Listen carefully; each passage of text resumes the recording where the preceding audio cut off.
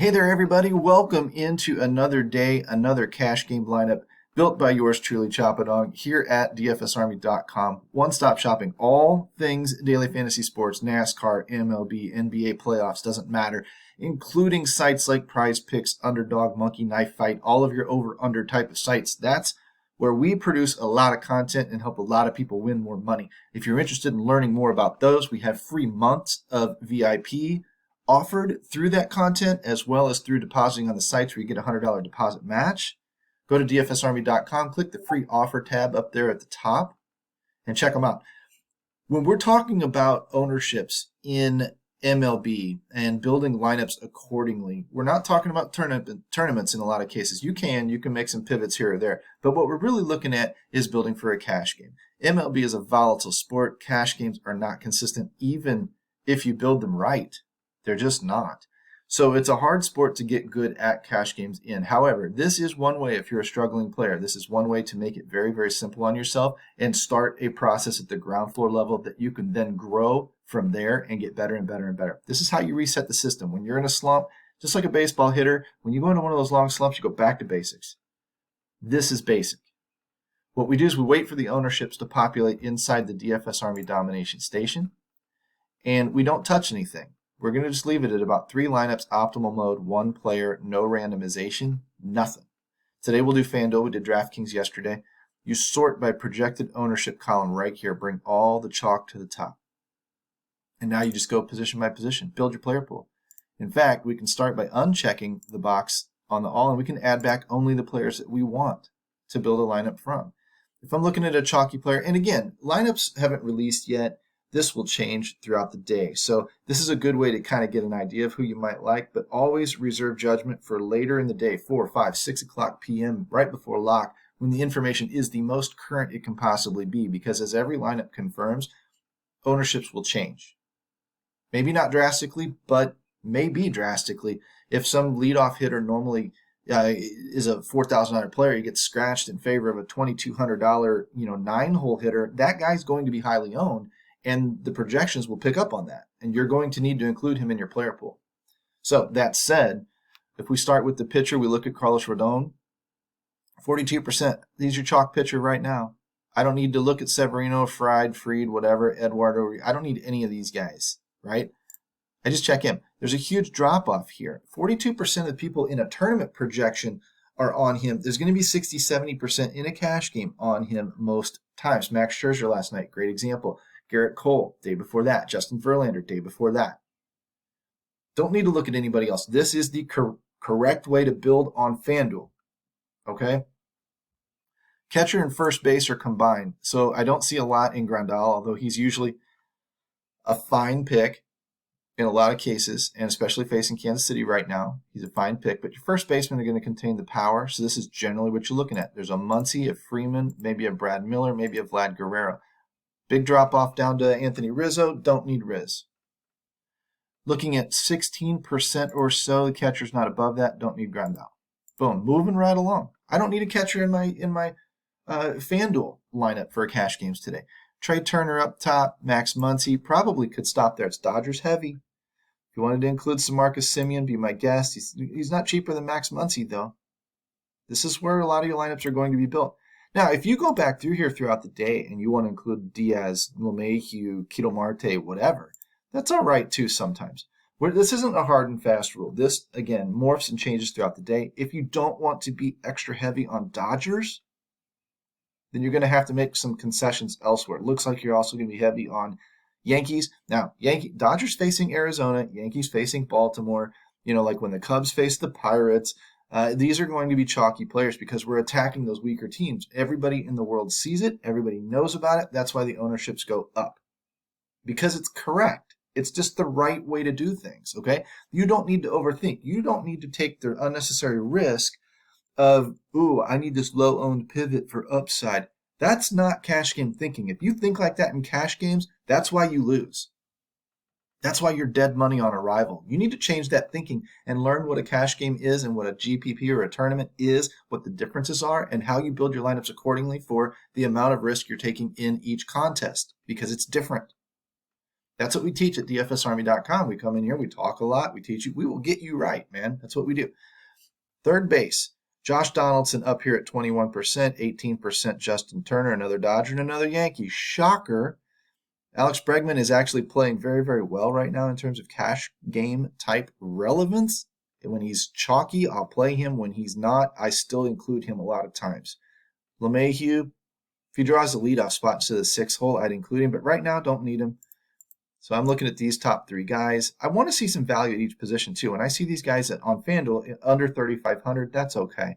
That's what I'm looking for. I don't need the $2,000 punt, but I need a couple of guys that are down in the low 3s, high 2s. Even better if they're in the low 2s. Shortstop, Corey Seager gets included. That's a good thing. Maybe. Going against Texas is interesting, or Houston's interesting. Bo Bichette, 18% there. So there's another few guys, right? And what, Bichette hit the slam last night? Aaron Judge, chalk.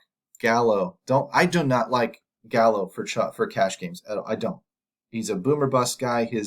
Right now he's batting, what, $130 maybe. He's not a cash game play. He's chalky because everybody thinks he's going to hit a home run. This is where people, again, are stupid. It's okay when he hits a home run, he's going to burn you a few times, but more often than not, you can sit back and just wait for Joey Gallo to get on a hot streak. When he's on a heater, yeah, he's probably cash viable, as is like a Randall Grichuk type, as is any baseball player. I mean, Mike Trout can be a GPP play when he's running cold. But fact of the matter is, Joey Gallo is rarely a cash game play. He always ranks highly owned. I don't know what everybody's love for the guy is. I don't get it, but whatever. Springer, Luis Robert, if he plays, would be fine. Giancarlo Stanton would probably be fine. You may be picking between Stanton and Judge. You may not want to run both in the same lineup. Ohtani's usually okay. If we're going down to the 15% or so mark, Chas McCormick, if he hits leadoff, is another strong play.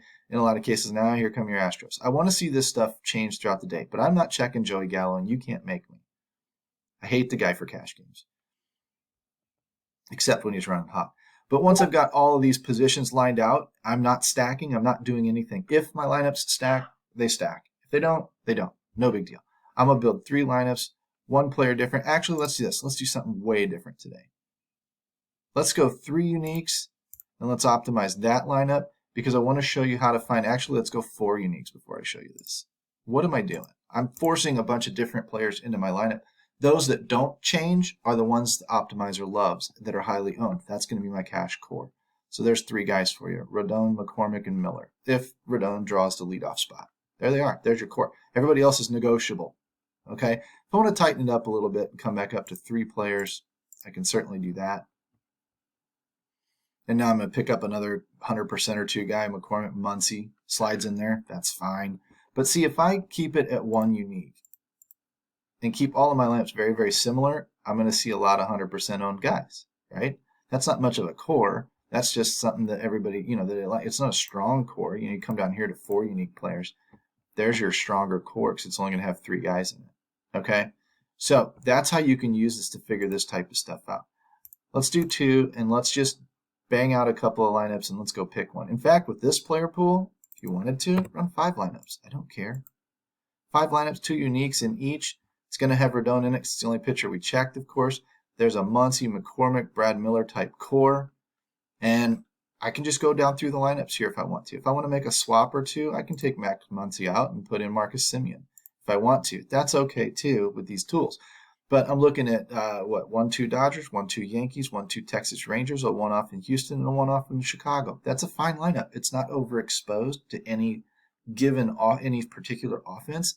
If the Dodgers don't score any runs, I've got 5-6 other bats that are going to help me out. Okay? This is how you spread out and mitigate your risk in a cash lineup. When you're only fighting for double your money, you're not fighting for $1,000. Okay? So as I go through here and look, this lineup looks pretty good. Actually, Donaldson, Giancarlo Stanton, little 4-5 combo, little 2-4. Oh, it's not a bad lineup. It's really not. Come down here a little bit more. Brad Miller, Muncy, Donaldson, Seager, McCormick, Springer, Judge, again, 2x2 with 1-offs everywhere else. George Springer, if you want exposure to Toronto, that's okay. Was thinking Vlad Guerrero would pop in here. Would love to see Bregman pop in here. Doesn't look like it's going to until maybe later when numbers change a little bit. But these are all pretty viable cash lineups. They're not overexposed to an offense. They're all using top of the order hitters for the most part, and they're all using chalky plays. This is all building cash lineups is for the most part these days. And last night we picked a couple of I think last night I picked the second produced lineup. The night before, maybe the first produced lineup. Doesn't matter. We're cashing, 2 out of 3 nights roughly. And that's going to win cash games. That's going to build you a bankroll. You're going to go through long losing streaks. There's no doubt about it. But you stick to a system like this because it's right, and you're going to be okay. You're going to, at the very least, be competitive. And you're not just going to lose your money like it's blowing out your car window, right? You're going to actually be competitive. You're going to win quite often, okay? So, roughly speaking, use your ownerships. Look for those breaks in ownership. Go position by position by position. Check back the players that you want in your player pool. If you see a big drop-off from 44% owned Carlos Rodon to the next highest pitcher, don't check them in. You don't need them. You're getting cute. You don't need to get cute in cash games. Stick with what you know works. Higher in the order players, 1 through 5-ish. Not always, but as much as you can, because that's where the at-bats come from. And you're in like Flynn. This any lineup produced out of this, 13-player pool? I don't know how many I have checked. 1, 2, 3, 4, 5, 6, 7, 8-ish. 11-ish. 15, 18, 20, 21, 22. So I've got about a 20 to a 25-player, 22-player pool. And it only used 13 of them anyway. This, again, is how you operate in cash games. These are the chalkiest plays of the slate so far. Again, check back later today, build your own lineups, use this system, use a different system, but generally speaking, this is going to put you in a very competitive frame of mind. Go into your 50-50s, your head-to-heads, your cash games, whatever. Let us know how it does. If you want to talk to me on Twitter, talk to me on Twitter. You want to answer me on YouTube. You want to come into VIP Discord at dfsarmy.com. Use the coupon code DFSArmy. Get a 10% off discount. Come in and talk to us. Be happy to help you fix your game too. Peace out, homies. Talk to you soon.